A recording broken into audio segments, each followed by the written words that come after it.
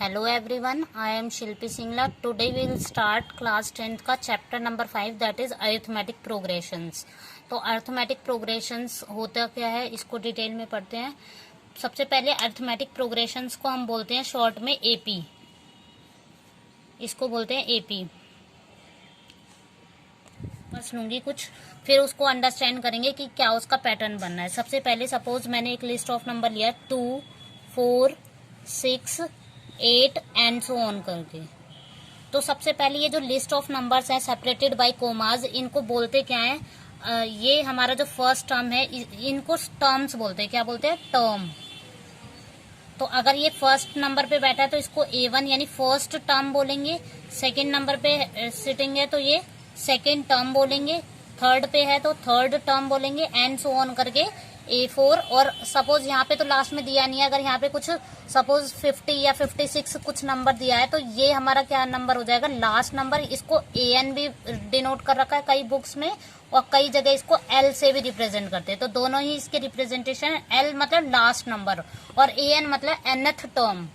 तो हमें ये पता नहीं है ना, वो तो n की वैल्यू से पता चल जाएगी, क्योंकि कुछ ना कुछ अगर लास्ट नंबर दिया है तो ऑब्वियसली n फाइनाइट है। तो फाइनाइट है मतलब इसका टर्म की कुछ ना कुछ वैल्यू हो जाएगी। तो इसको nth टर्म बोल सकते हैं या फिर इसको बोल सकते हैं लास्ट टर्म। L से मतलब L मतलब लास्ट टर्म।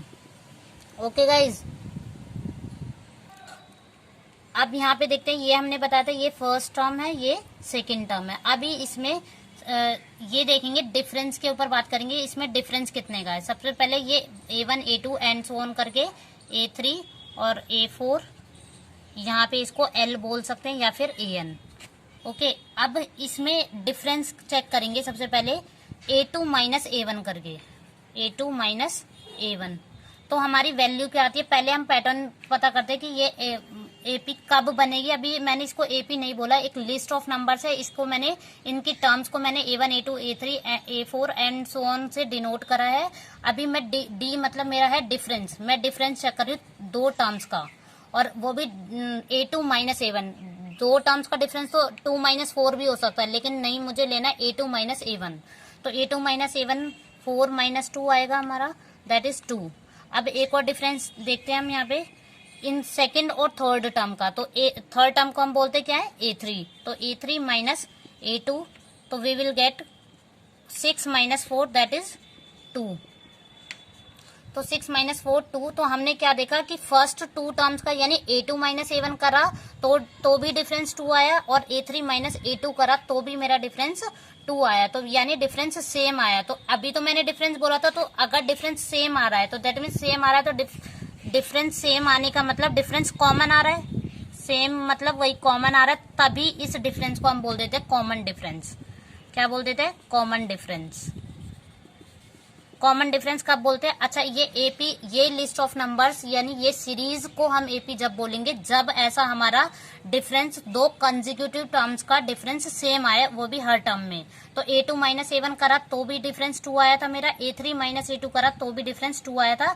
और ऐसा और भी टर्म्स लेंगे दो कंसेक्यूटिव टर्म्स को, यानी A4 A3 लेंगे तो भी हमारा डिफरेंस जो भी आएगा सेम आएगा, तब हम इस सीरीज को हम बोलेंगे एपी। ओके गाइज, तो मैंने बताया था कि अगर मैं यहाँ पे D1 इसको मान लेती हूँ A2 माइनस A1 को, और D2 इसको मानती हूँ A3 माइनस A2 को, तो इसको D1 D2 मैंने अभी इसलिए लिया है क्योंकि मुझे ये नहीं पता इनका डिफरेंस सेम आएगा या अलग आएगा। तो D1 मैंने इस पहली दो टर्म्स के डिफरेंस को मैंने बोला D1, इन दोनों टर्म के डिफरेंस को बोला मैंने D2 एंड सो ऑन करके मैंने इसको D3 बोला। तो A2 माइनस A1 करूंगी तो इसका मतलब 4 माइनस 2 आ रहा था, दैट इज 2। यहाँ पे 6 माइनस 4, ये भी 2 आ रहा था। अब D3 चेक करा मैंने तो 8 माइनस 6 यानी A4 minus A3 that is 8 minus 6 again 2। तो ये तीनों हमने देखा, ये तीनों सेम आ रहा है, यानी D1 equals to D2 equals to D3 आ रहा था। अगर ये तीनों नंबर ही सेम है तो can I right this D1 D2 and D3 को मैंने एक simple representation they the, that is D। इस D को ही हम, क्योंकि सेम आ रहा है तीनों, तभी मैंने इन तीनों को सेम रिप्रेजेंटेशन दे दी, यानी इन तीनों को मैं बोल सकती हूँ D। तो ये D क्यों है? क्योंकि सेम है, सेम है तो सेम का मतलब है वो कॉमन है। ओके, अब एक और सीरीज देख लेते हैं। फिर ये अगर डिफरेंस हमारा सबका कॉमन है तो इस सीरीज को मैं बोलूंगी एपी सीरीज। ओके, अब एक और सीरीज देख लेते हैं। अब मैंने ये सेकंड सीरीज ले ली है 1 4 7 10 एंड सो ऑन करके। तो हमने देखा ये फर्स्ट होती है A1 A2 A3 A4 and so on करके। तो अब हम इनका डिफरेंस देखते हैं कि क्या आता है हमारा। D1 चेक करेंगे तो A2 माइनस, क्योंकि इन दोनों का आई टोल्ड यू कि इन दोनों के डिफरेंस को मैं D1 बोल रही हूँ, इन दोनों के डिफरेंस को D2 बोल रही हूँ, इन दोनों के डिफरेंस को D3 बोल रहे हैं एंड सो ऑन करके। तो हमारा जो D1 चेक कर रहे हैं यानी A2 माइनस A1, तो हमारा कितना आ रहा था 4 माइनस 1 आएगा इधर, क्योंकि यहाँ पे सेकंड टर्म की वैल्यू क्या है, A2 की वैल्यू दैट इज 4 और A1 की वैल्यू है 1, तो वी विल गेट 3। अब D2 चेक करते हैं, D2 की वैल्यू कितनी होगी, A3 this is A3 minus A2 that means A3 की वैल्यू हमारी है 7 और A2 की है 4। तो यहाँ पे भी डिफरेंस कितना आ रहा है, 3 आ रहा है। तो और अब आगे जरूरी नहीं है कि हम D3 की वैल्यू निकालें, यहाँ से भी खुद से मतलब अपने माइंड में भी सोच सकते हैं कि 10 माइनस 7 वो भी प्लस का 3 आएगा। अच्छा प्लस 3 होना चाहिए, ऐसा नहीं है कि 3 आना चाहिए। तो 3 मतलब 3 आएगा तो सब में ही 3 आना चाहिए, ऐसा नहीं है कि यहाँ पे 3 आ रहा है बट यहाँ पे -3 हो रहा है। तो ये 3 आ रहा है, तो इसका मतलब ये भी सेम है ये भी सेम है, तो यानी D1 इक्वल्स टू D2 है। तो ये यहाँ पे भी इसको D नेम दे दिया, तो D इसीलिए दे दिया क्योंकि इन दोनों का डिफरेंस जो है कॉमन है, तो इस डिफरेंस को हमने नाम दे दिया AP के अंदर कॉमन डिफरेंस। और ये सीरीज हमारी क्या बन जाएगी, AP सीरीज। ये सीरीज हमारी क्या बन जाएगी, AP। अच्छा AP सीरीज के लिए एक बात और है कि या तो सीरीज हमारी इंक्रीजिंग ऑर्डर में होगी या सीरीज हमारी डिक्रीजिंग ऑर्डर में होगी। ऐसा नहीं है कि एक ही सीरीज पहले इंक्रीज कर रही है और फिर बीच में कहीं जाके डिक्रीज कर रही है, वो गलत हो जाएगा। क्योंकि वहां पे जैसे एक तरफ से इंक्रीज कर रही है तो आप देखोगे जहां पे सीरीज इंक्रीज करेगी वहां पे तो हमारा D की वैल्यू आएगी प्लस का आएगा, लेकिन जहां से सीरीज डिक्रीज करना शुरू करेगी तो डिक्रीज करने के बाद वहां पे 2 कंसेक्यूटिव टर्म्स का जो डिफरेंस होगा वो नेगेटिव आने लग जाएगा, तो वो इसलिए वो AP सीरीज नहीं होगी। तो AP सीरीज के लिए हम जो बात करेंगे दैट इज कि either the series is decreasing और और इंक्रीजिंग, या तो सीरीज डिक्रीज कर रही होगी पूरी या फिर इंक्रीज कर रही होगी। एक और बात है, या सीरीज कांस्टेंट भी रह सकती है। उसके लिए एग्जांपल देखते हैं। अब ये सीरीज देख लेते हैं, इसमें क्या है, इसमें मैंने सारी टर्म्स नेगेटिव ले ली हैं, तो ये हमारा A1 हो गया और ये कांस्टेंट सीरीज है एक तरह से, सारी टर्म्स क्या है हमारी सिमिलर हैं। तो ये A1 A2 A3 and A4। तो आप देख सकते हैं इसका D निकालेंगे हम, तो D निकालेंगे यानी D1 ही निकालेंगे, तो A2 माइनस A1 तो दैट इज -2। और यहाँ पे ये जो सिंबल है ना, ये मेरा माइनस वाला वो वाला है, मतलब माइनस जो सिंबल इसमें लिया है वो है। और यहाँ पे जो A1 की वैल्यू है वो खुद नेगेटिव है, तो उन दोनों नेगेटिव को हमें सेपरेट रखना है। ऐसा नहीं है कि इधर इन दोनों को मिला देंगे। तो यहाँ पे कितना हो जाएगा -2, और आपको पता है माइनस माइनस हमारा प्लस होता है, यहाँ पे 2 हो जाएगा। इसको सॉल्व करेंगे तो प्लस माइनस की वैल्यू हमारी कैंसिल हो जाती है, तो वी विल गेट 0। ऐसे ही अगला D निकालेंगे -2, ये A3 की वैल्यू क्या आएगा यहाँ पे, A3 माइनस A2। A3 की वैल्यू भी अगेन -2 है, A2 की ये सिंबल ये वाला है, मतलब ये वाला साइन है, और A2 की वैल्यू खुद नेगेटिव है तो उसको ब्रैकेट में लिखेंगे। तो यहाँ पे कितना आ जाएगा, -2 प्लस माइनस माइनस प्लस होता है, जब भी दो माइनस साइन को मल्टीप्लाई करते हैं तो साइन वो आएगा जो हमारा आता है, माइनस माइनस प्लस होता है, तो यहाँ पे चेंज कर देंगे। तो यहाँ पे ये क्या हो जाएगा, आपस में कैंसिल होकर यहाँ पे भी 0 आ रहा है। अच्छा ये D मैं यहाँ पे 2 बार इसलिए निकाल रही हूँ क्योंकि मैं ये चेक कर रही हूँ कि ये सीरीज AP है या नहीं है। लेकिन जब हमें सीरीज का पहले से ही पता हो AP, तो हम डिफरेंस एक ही बार निकालेंगे। यहाँ पे हम खुद चेक कर रहे हैं कि ये सीरीज हमारी AP बन रही है या नहीं, तो हम डिफरेंस 2 या 3 बार निकाल के देखेंगे। जब सेम आ रहा, मतलब 2 या 3 बार में अगर सेम आ रहा है तब बोलेंगे सीरीज AP है। ओके, तो यहाँ पे ये हमारी कांस्टेंट सीरीज है, ये हमारी क्या हो जाएगी, AP बन रही है, क्योंकि हमारा कॉमन डिफरेंस सेम आ रहा है, मतलब डिफरेंस सेम आ रहा है, तभी हम उसको कॉमन डिफरेंस बोल पा रहे हैं एक्चुअल में। तो ये सीरीज हमारी क्या बन जाएगी, AP, यानी अर्थमेटिक प्रोग्रेशन ये फॉर्म कर रही है। अब आगे देखते हैं इसके, ये एक 4th एग्जांपल देख लेते हैं। हम ये देख रहे हैं कि ये सीरीज हमारी डिक्रीजिंग है। पिछली वाली सीरीज जो देखी थी हमने -2 वाली, वो हमारी कांस्टेंट सीरीज थी। तो अब हम डिक्रीजिंग वाला देखते हैं। ये हमारा A1 है, this is A2, this is A3 and this is A4 and so on करके। अब हम देखेंगे इसमें कि ये जो A1 है, D चेक करेंगे कि ये सीरीज AP बन रही है, तो ये हमारी डिक्रीजिंग सीरीज है। अभी तो सीरीज डिक्रीजिंग है, बट मैं AP चेक करने के लिए मुझे क्या करना पड़ेगा, A2 माइनस A1 चेक करेंगे सबसे पहले। A2 माइनस A1, तो A2 की वैल्यू हमारी 70 है और A1 की हमारी 100 है। तो वी विल गेट, अच्छा यहाँ पे स्मॉल नंबर, स्मॉल डिजिट आगे है और 100 पीछे है, तो दैट मीन्स स्मॉल में से लार्ज नंबर सब्ट्रैक्ट करते हैं तो हमारा वैल्यू आएगी नेगेटिव में। तो प्लस माइनस माइनस, तो 100 में से 70 गया 30, लेकिन साइन वो आएगा जो बड़ी वैल्यू का आ गया, तो ये -30 आ रहा है। ऐसे D2, अभी हमने देखा यहाँ पे -30 आ रहा है। अब D2 चेक करते हैं। D2 मैंने इसलिए लिया है क्योंकि अभी मुझे ये पता नहीं है कि D1 और D2 सेम आएंगे या नहीं। तो हमारा A3 -A2 करा तो 40 - 70 करेंगे, तो यहाँ पे भी डिफरेंस हमारा आ रहा 30, तो यहाँ पे भी -30 था, यहाँ भी -30, यानी D1 = D2, इसको मैं नाम दे सकती हूँ D। तो ये सीरीज हमारी क्या हो जाएगी, AP सीरीज हो जाएगी। कौन सी हो जाएगी, ये वाली सीरीज, 100, 70, 40 और 10। तो ऐसे करके, और अब यहाँ पे तो नेगेटिव टर्म्स ही आने लगेंगी, तो ये क्या हो जाएगी, ये सीरीज हमारी हो रही है AP। क्यों, क्योंकि इनका डिफरेंस सेम आ रहा है, हर एक लगातार जो कंसेक्यूटिव टर्म्स है उनका डिफरेंस सेम आ रहा है सबका। यहाँ भी 30 आएगा, यहाँ भी 30 आएगा, मतलब माइनस का 30 आएगा, क्योंकि हम A2 - A1 करते हैं इसमें। तो हमने क्या देखा कि या तो सीरीज हमारी इंक्रीजिंग होगी या डिक्रीजिंग होगी, या फिर कांस्टेंट भी रह सकती है। तो हमारी यहाँ पे कांस्टेंट, यहाँ पे क्या थी, हमारी डिक्रीजिंग थी। पिछले हमने जो एग्जांपल्स लिए थे स्टार्टिंग में इंक्रीजिंग थी, और फिर हमने -2 वाली ली थी, वो कांस्टेंट रह सकती है। और 0 0 भी करके एक सीरीज ले सकते हैं हम, जैसे 0 0 0 0 0 इस टाइप से।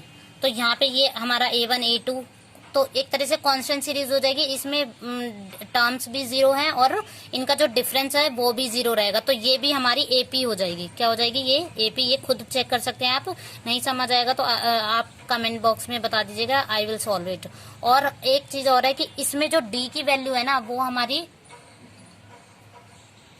अच्छा D की वैल्यू हम बता रहे थे कि D की वैल्यू या तो नेगेटिव हो सकती है, पॉजिटिव हो सकती है, या फिर 0 उन केसेस में हो सकती है जिसमें हमारी जो कांस्टेंट सीरीज होगी उसमें हमारी, जैसे 3 3 3 ऐसे करके हमारी सीरीज है, लिस्ट ऑफ नंबर्स है।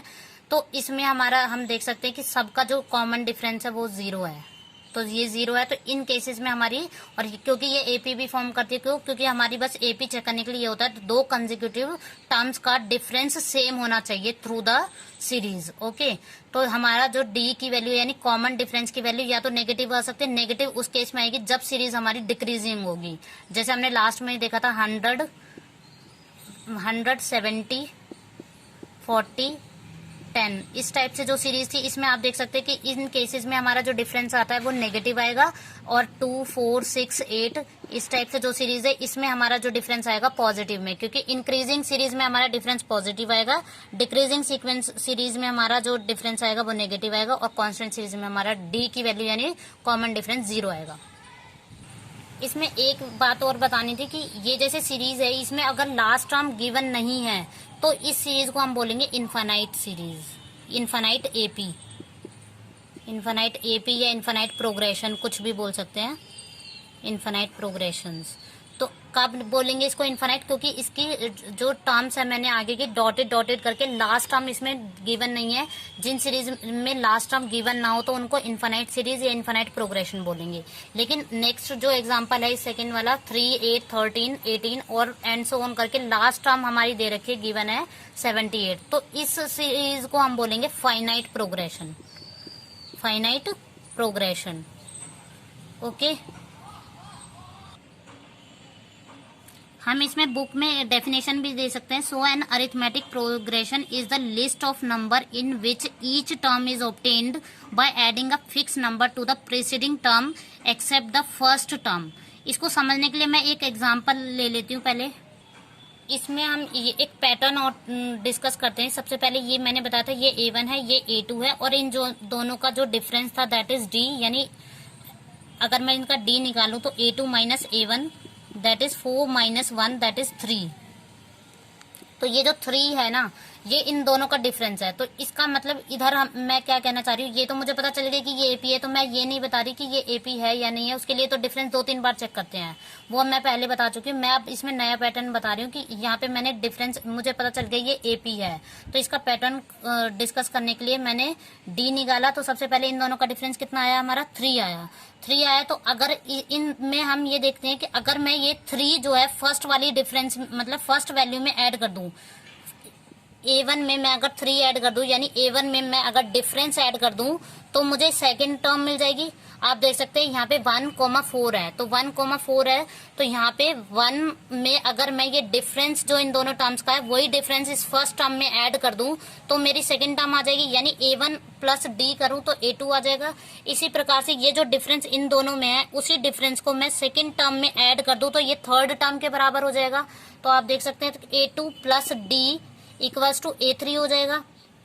अब A2 की जो वैल्यू है ना वो यहाँ पे सब एक तरीका ये है कि A1 में हमें दिख रहा है कि सीधा सीधा कि A1 में वही डिफरेंस ऐड कर दो तो हमें सेकंड टर्म मिल जाएगी। दूसरा, इस इक्वेशन से हम जा सकते हैं, तो इसमें हम देखेंगे कि जो D है वो लेफ्ट में है, A2 माइनस A1 है। अगर ये नेगेटिव है तो ये नेगेटिव वैल्यू है हमारी A1, तो ये हमारी इधर जाएगी, यहाँ पे राइट में A2 रहा, यहाँ पे A1 हमारी राइट में जाएगी, सॉरी लेफ्ट में जाएगी, तो A1 प्लस D बन जाएगा।